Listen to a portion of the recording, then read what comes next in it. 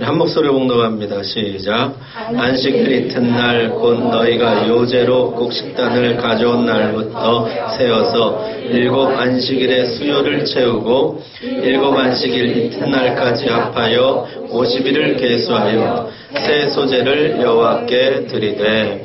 아멘. 감사합니다.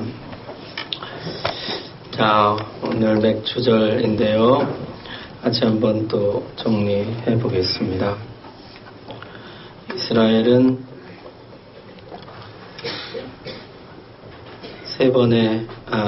한 번의 설날과 3번의 추석, 유월절, 무교절, 속죄일 이렇게 7개가 7대 절기라 그랬죠.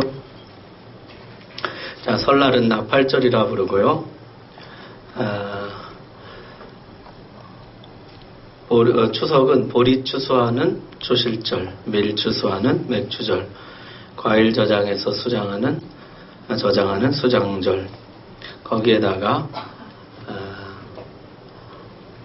광복절 격인 유월절, 노루 없는 백성으로 살겠습니다. 성결주간 무교절, 그 다음에 국민적 회개일, 속죄일, 그렇습니다. 이렇게 7개인데요. 날짜로 보게 되면은 1월 14일이 유월절, 15일부터 한 주간이 무교절, 16일이 초실절, 3월 6일이 맥추절, 7월 1일이 나팔절, 7월 10일이 속죄일, 7월 15일이 수장절, 그렇습니다. 자, 이 초실절이 되면은 보리 추수를 시작하면서 첫 이삭, 첫 열매를 하나님께 드리죠. 그 이삭을 높이 들고 흔들며 춤추고 찬양합니다. 오늘 15절 말씀에 너희가 요제로 곡식단을 가져온 날부터 그랬는데, 요제라는 것은 흔든 제사라는 뜻이거든요. 그 이삭을 높이 들고 흔들며 춤추며 찬양하죠. 그로부터 7주 동안 열심히 추수합니다. 7주가 지나면 이제 밀을 추수할 시기가 돌아옵니다. 그러면 밀 추수를 시작하면서 새로 거둔 밀로 새 소제를 드립니다. 그날이 맥추절입니다. 그러니까 이 초실절부터 맥추절까지 7주 동안 7번의 안식일이 지나 드리는 절기라 해서 77절이라고 하기도 하고, 그 다음날 명절 당일까지 포함해서 50일, 오순절이라고도 합니다. 그래서 이 명절은 성경의 이름이 총 3가지예요. 맥추절, 77절, 오순절, 이렇게 3가지 이름으로 불리고 있습니다. 그런데 이 맥추절은 초실절보다 훨씬 더 비중이 컸는데, 보리도 먹지만은 이들의 주식이 밀이었기 때문입니다. 성경에 보면은 가난한 아이의 점심 식사로 보리떡 5개가 나오지만은 이스라엘의 주식은 밀가루로 만든 빵이었습니다. 유교병, 무교병 하는 것들이 전부 밀가루로 만든 빵들이거든요. 따라서 초실절도 추석이고 맥추절도 추석이지만은 맥추절이 그 의미나 규모 면에서 훨씬 컸다는 것입니다. 우리나라도 추석 되면 오곡백과 물이 걷다 그러잖아요. 오곡백과라는 것이 5가지 곡식과 100가지 과일, 수많은 과일이라 그런 뜻인데요. 이 오곡이 우리나라는 쌀, 보리, 콩, 조육, 기장 이 5개가 오곡이고요. 백과는 사과, 배, 감, 대추, 밤 등등 과일들은 많죠. 이스라엘은요, 이곡오과라 합니다. 이곡오과라 하는데, 이곡이 뭐냐면 보리와 밀이고, 오과는 5가지 과일인데요.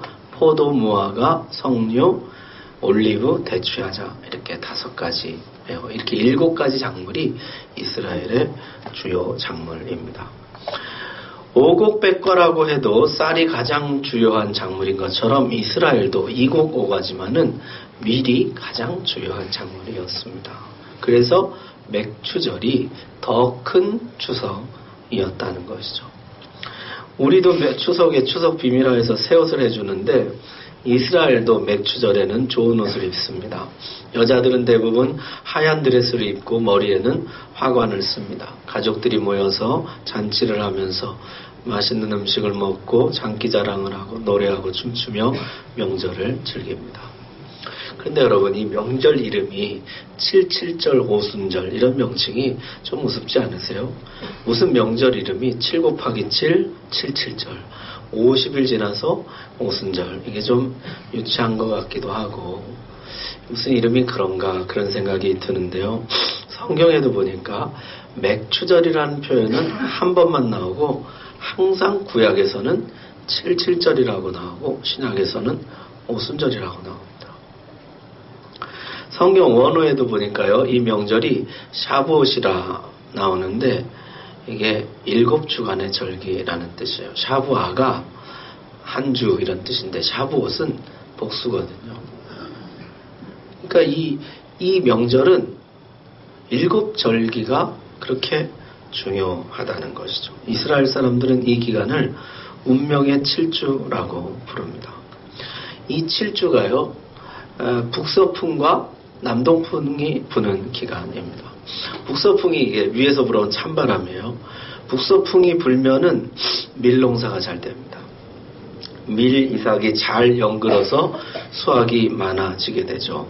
근데 만약 이때 남동풍이 뜨거운 바람이 밑에서부터 불어오면은 밀 수확이 형편없게 됩니다. 많은 사람들이 굶어 죽게 되는 것이죠. 그래서 사람들은 북서풍이 불기를 기도합니다. 그런데 또한 남동풍이 불어줘야 여름 과일들이 잘 됩니다. 그래서 최상의 조건은 처음 한 주간은 북서풍이 불고 나머지 6주간은 남동풍이 불어야 그의 최상의 수확을 거둔다는 것이에요. 한 해 수확을 결정하는 것이 바람입니다. 그래서 바람아 불어라, 북서풍아 불어라, 남동풍아 불어라 간절히 바랬다는 것이죠. 그러고 보면은 우리 애들 노래하는 것 중에 순서가 바뀐 게 많아요. 전에도 밀과 보리가 잘한다고 말씀드렸잖아요. 원래 순서는 보리와 밀이 잘한다잖아요. 우리 찬송 복음성가 중에 사람을 보며 세상을 볼 때 그거 아시죠? 사람을 보며, 제가 감기 불가 걸려서 부르지는 않겠습니다만 거기 보면 만족함이 없었네, 나의 하나님 그분을 볼 때 나는 만족하였네. 그 다음에 뭐요? 동남풍아 불어라, 서북풍아 불어라. 동남풍아 불어라, 서북풍아 불어라. 그렇게 나오잖아요. 근데 이게 원래 순서라면 뭐예요? 북서풍아 불어라, 남동풍아 불어라. 이게 맞거든요. 그래서 이 노래가요, 열매는 사람이 주는 게 아니라 하나님 주시는 것이다. 그래서 나는 북서풍을 주시고 남동풍을 주셔서 열매를 맺게 하시는 하나님만 바라보겠다. 그런 찬송이거든요. 사람 바라보지 않고 하나님 바라보고 열매 맺게 하시는, 때를 따라서 바람을 불어주시는 그 하나님 나 신뢰한다. 그런 찬송입니다. 자, 어쨌든요, 이 7주 동안 농부들이 얼마나 간절히 기도했겠습니까? 1년 농사가 여기 달려 있어요. 북서풍이 그리고 남동풍이 불어오게 해주십시오. 가나안 원주민들은 북서풍의 신, 남동풍의 신에게 제사했겠지만은 이 백성들은 하나님께 기도했습니다. 하나님 바람이 불어오게 해주십시오. 먼 훗날 이 소망이 그대로 성취됩니다. 주님께서 잠자는 자들의 첫 열매가 되시고 그로부터 50일 뒤에 성령이 오십니다. 바로 이 맥추절 77절 오순절에 성령이 오신 것이죠. 성령이 오실 때의 모습을 성경이 이렇게 기록합니다. 오순절 날이 이미 이름에 그들이 다 같이 한 곳에 모였더니 호련히 하늘로부터 급하고 강한 바람 같은 소리가 있어 그들이 앉은 온 집에 가득하며 마치 불의 엿처럼 갈라지는 것들이 그들에게 보여 각 사람 위에 하나씩 임하여 있더니, 운명의 질주의 50일 동안 바람아 불어라 그래야 열매 맺는다, 그렇게 간절히 기도하면서 수천 년을 살아왔는데 성령의 오순절에 오실 때 보니까요, 예수님 승천 이후 제자들이 간절히 기도하고 있을 때 급하고 강한 북서풍 같은 바람이 불어오고 남동풍같이 뜨거운 불이 각 사람에게 임하여 있더라는 것이요. 이 성경의 그림이 참 재미있죠. 그러더니 성령의 충만함을 받은 제자들이 나가서 복음을 전하자 3,000명씩 5,000명씩 정말로 많은 열매들을 거두게 됩니다. 그래서 교회는 유월절을 성금요일로, 초실절을 부활절로, 7.7절, 오순절을 성령 강림절로 지키게 된 것입니다. 우리 달력으로는요, 거의 매년 4월경에 부활절이 있잖아요. 4월 달쯤에 부활절이 있는데, 그로부터 7주 뒤, 5월 말이나 6월 초에 뭐가 있어요? 성령 강림주일이 있습니다. 부활절부터 7주 뒤에 성령 강림주일, 지금도 그대로 지키고 있는 것이죠. 근데 놀라운 것은요, 바로 이날 한 가지 중요한 사건이 더 있었다는 것이에요. 주한 이스라엘 대사관은 7.7절을 이렇게 소개해 놓고 있습니다.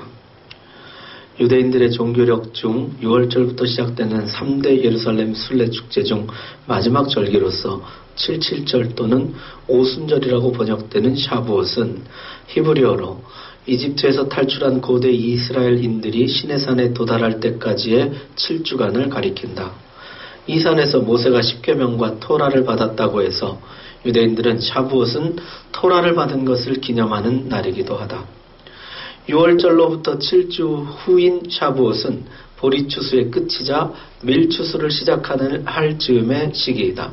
신명기 16장 10절은 내 하나님 여호와 앞에 7.7절을 지키되 라는 말로 샤부옷을 묘사했다. 유대 전통에 따르면 이스라엘 민족은 이집트에서 1월 14일 6월절 의식을 거행한 후 탈출하여 7주를 여행한 끝에 3월 6일에 시내산에 도착했다고 한다. 모세는 그날 산에 올라 하나님께 토라를 받았다. 즉 이날은 토라를 받은 기념일이자 봄 추수 감사일로 이스라엘은 새로 추수한 밀뿐 아니라 새로운 과일을 바치고 7가지 소산물을 전시하면서 축제를 벌였다. 이날이 바로 모세가 시내산에서 율법을 받은 날이었다는 것입니다.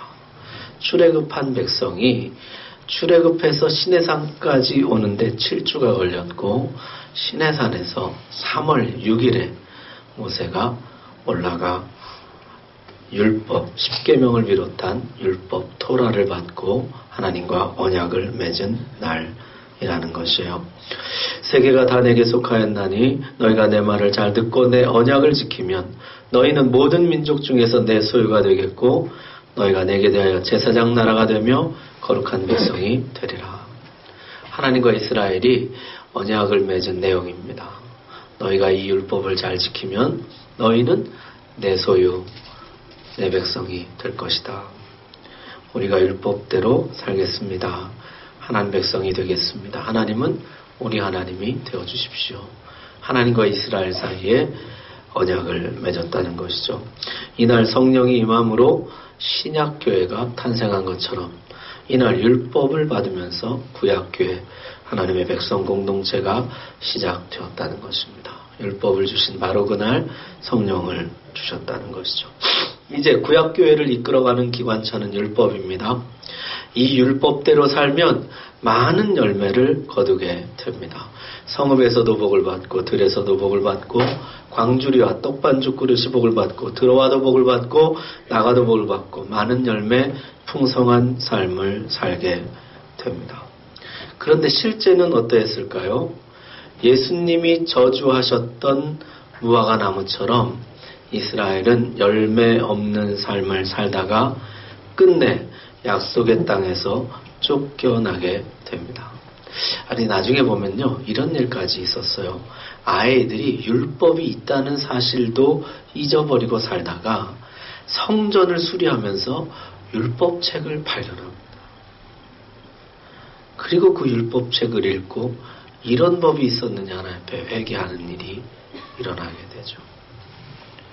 실패한 구약교회 이스라엘, 하나님은 신약교회 새 이스라엘을 만드십니다. 독생자가 친히 이 땅에 오셔서 잠자는 자들의 첫 열매가 되시고 부활승천하시면서 성령을 보내주십니다. 율법을 받은 바로 그날 율법을 대체하는 새 법, 생명의 성령의 법, 성령을 받게 됩니다. 이제 신약교회를 이끌어가는 기관차는 성령입니다. 성령을 따라 살면 성읍에서도 복을 받고 들에서도 복을 받고 광주리와 떡반죽 그릇이 복을 받고 많은 열매 풍성한 삶을 살게 됩니다. 율법이 하지 못한 일을 성령이 하게 되는 것이죠. 율법은 우리 밖에 있었지만은 성령은 우리 안에 계십니다. 율법 조문은 죽이는 것이지만 영은 살리는 것입니다. 율법은 끝없는 책임과 의무를 요구하지만 성령은 생명과 활력과 기쁨과 능력을 줍니다. 여러분은 지금 성령을 따라 살고 계십니까? 끊임없이 성령과 교통하면서 삶의 방향을 결정하고 앞으로 나아가고 계십니까? 성령이 우리에게 오시면 일어나는 일은 크게 세 가지예요. 구별과 능력 부여와 변화된 삶입니다. 성령이 오시면 제일 먼저 구별이 일어나요. 기름을 부으면 하나님께 속하게 됩니다. 솥단지 하나, 부찌깽이 하나도 기름을 바르면 하나님께 속한 거룩한 성물이 됩니다. 사람도 그렇습니다. 왕, 제사장, 선지자 기름 부으면 하나님께 속한 하나님의 사람이 됩니다. 어린 소년 다윗이 기름 부음을 받죠. 전에는 그냥 목동이었는데 말제 아들이었는데 기름 부음을 받으니까 골리앗 앞에 당당히 나서면서 하는 말, 나는 만군의 여호와의 종이다. 기름 부음 받은 것이 사무엘상 16장이고 골리앗과 싸우는 것이 17장입니다. 나는 하나님께 속한 사람이라는 분명한 구별, 정체성이 생겨나게 되더라는 것이죠.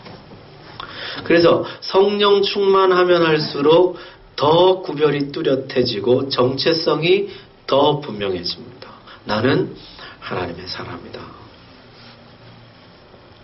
성령 충만하지 않을 때는요, 그냥 세상 속에 묻혀서 살아갑니다. 세상과 별로 구별이 잘 되질 않습니다. 그러나 성령 충만할 때는 이 세대를 본받지 않고 하나님의 선하시고 기뻐하시고 온전하신 뜻을 따라 구별된 삶을 살아가게 됩니다. 성령은 양자의 영이라 그랬죠. 내가 하나님의 아들이라는 정체성이 점점 더 분명해져요. 그래서 성령 충만한 사람은 항상 기쁨이 있고 감사가 있고 순종이 있습니다. 기쁨, 감사, 순종 이런 것이 환경과 관련된 것인 줄 알았더니 아니에요. 이게 성령 충만과 관련된 것입니다. 성령 충만하면 정체성이 분명해지고 아버지를 확신하게 되니까 어떤 상황에서도 기쁨, 감사, 찬송, 순종이 나오더라는 것입니다. 자, 성령이 오시면 첫 번째 구별합니다. 두 번째는 능력을 부여합니다. 우리에게 능력을 주시는 것이죠. 부살렐과 오홀리압에게는 공교한 재능을 주시고 신약교회 성도들에게는 많은 은사들을 주십니다. 성령이 오시면 능력을 부어 주십니다. 솔로몬이 성전을 지을 때 보니까 성전 앞에다가 큰 기둥 2개를 세워놓고요. 그 기둥 이름을 하나는 야긴, 하나는 보아스 이렇게 이름을 붙였습니다. 야긴은 그가 세우신다는 뜻이에요. 보아스는 그에게 능력이 있다는 뜻입니다. 능력이 그에게 있다. 능력이라면 솔로몬도 한 능력합니다. 그러나 그가 고백하기를 능력은 오직 하나님께 있습니다. 이 성전은 오직 하나님이 세우신 것입니다. 고백했다는 것이죠. 여러분, 이게 우리 모든 성도의 고백 아닙니까? 주님, 나는 무능합니다. 나는 힘이 없습니다. 일을 시작할 힘도 없지만은 끝마칠 힘도 없습니다. 교회를 세울 힘도 없고 가정을 세울 힘도 없고 내 인생 하나도 온전히 할 힘이 나에게는 없습니다. 나는 무능합니다. 그게 우리의 고백이죠. 요새 제 마음속에 이 찬양이 계속 맴돌아요. 지난 금요일에도 불렀는데 날이 저물어 갈 때 빈들에서 거닐 때 그때가 하나님의 때 내 힘으로 안 될 때 빈손으로 걸을 때 내가 고백해 여호와 이래 하나님이 주시는 것만 내가 얻을 수가 있습니다. 하나님께만 능력이 있습니다. 성도의 고백인 것이죠. 이는 힘으로 되지 아니하며 능력으로 되지 아니하고 오직 나의 영으로 되느니라. 성령 충만할 때 능력을 주시더라는 것입니다. 세 번째는 변화된 삶입니다. 성령이 오시면 삶이 변화됩니다. 성령의 9가지 열매, 사랑과 희락과 화평과 오래 참음과 자비와 양성과 충성과 온유와 절제. 하나님의 형상이죠. 그리스도의 성품입니다. 그리스도의 성품을 닮아가게 됩니다. 성령이 오시면은 시들어진 화초가 다시 살아나는 것처럼 시들해진 성품이 다시 살아납니다.